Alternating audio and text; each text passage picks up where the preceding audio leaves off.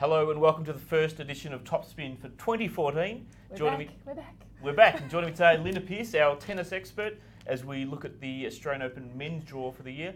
Linda, we've seen the draw already. And brutal is the word. Brutal. Brutal. Horror headlines for the Australians. They could be about two of them left by the second round. It's just been, in all the years I've been covering this, since '88, my first Australian Open, I've never seen anything quite so ugly in terms of Australian tennis for the men. 6 of the 9 have seeded opponents, and some of them are pretty good, perhaps like Rafael Nadal for Bernard Tomic.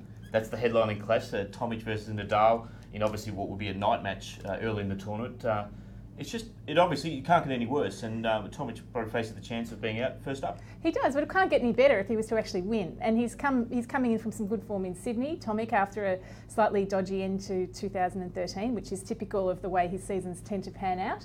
So I would think, yes, that it's certainly not likely, but it's a good test for him. He's telling us he's learning, he's telling us he's maturing, and that he's going to play some good tennis, so we'd like to see it against Nadal.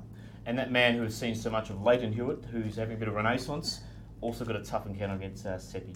The Brisbane champion, who would have thought, beating Federer up there in an amazing result really for Hewitt 3 years after his last title. So Andrea Seppi, of the seeds, Seppi number 24, Hewitt would think he's a good chance for that one. James Duckworth, one of the wildcard recipients, who does he play? Roger Federer. Goodness. How about that? Doesn't get any worse. No, although Leighton beat Roger, so maybe James Duckworth, who is one of the next generation of young Aussies trying to make his way. Again, I don't think it's likely, but it's a great. All these are great matchups for the crowd early in the tournament. And great challenges, of course, for our players. Absolutely, and Marinko Matosevic as well has got another seed, so he has got Nishikori. One of our informed players. Yeah. Yes, so Matosevic, having never won a match in Australia until 2 weeks ago, got to the quarters in both Brisbane and Sydney, and he plays Nishikori, who Hewitt beat in Brisbane. Matosevic's other big monkey on the back, though, is that he's never won a Grand Slam match anywhere in 11 attempts. So if he could do that, that would be a fabulous story for everybody. He's a character, Marinko, and I think he just needs that kind of result to really set him on his way at 28. I know he's up there in age, but he's got a lot of upside. Just looking at the draw for the men in total, there seems to be a little bit of discrepancy. One half seems to be more clear-cut than the other. There's less of the big names in the... Djokovic would be pretty happy with his position in the draw, down the bottom there, in a half that doesn't include any of his really great rivals. He would meet Stan Wawrinka from Switzerland, who is an exceptionally good player also, but it's not the draw that Novak might have had. And actually the third quarter of the draw, where the two seeds are David Ferrer and Thomas Berdych, that'd be the spot you might like to be.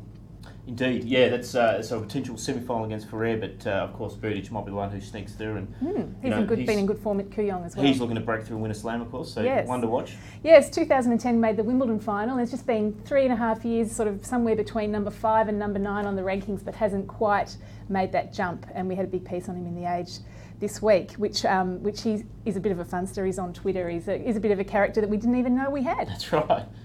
I guess one of the more intriguing players to watch is Andy Murray. He's coming off a bit of an injury layoff, so sort of is he the X-man of the men's draw? Is it sort of anything's possible? Or I think it's more that, yes, we don't really know what he's capable of at this point in his comeback. He had back surgery after the US Open in September, or it might have been October, the surgery, but he hasn't played a real tournament. He played Doha, and that didn't end well in the second round. So he's just a guy that you just don't know what stage he's at, what he's capable of at this point. He said he doesn't think he can win the Australian Open, and he's been a finalist here several times. So that's an interesting way of coming in, basically hosing down the expectations, I'm sure. So do you want to make a tip? Is it Nadal's year once again? Well, we haven't seen him for 2 years since that great epic final of 2012 against Djokovic. He was injured last year and he's back. I'm still sticking with Djokovic. He was my pre-tournament prediction, and I'll go with the Joker. So there you have it. Top Spin's back, and of course the Australian Open's back for another year. Thanks, Linda Pearce. Thank you.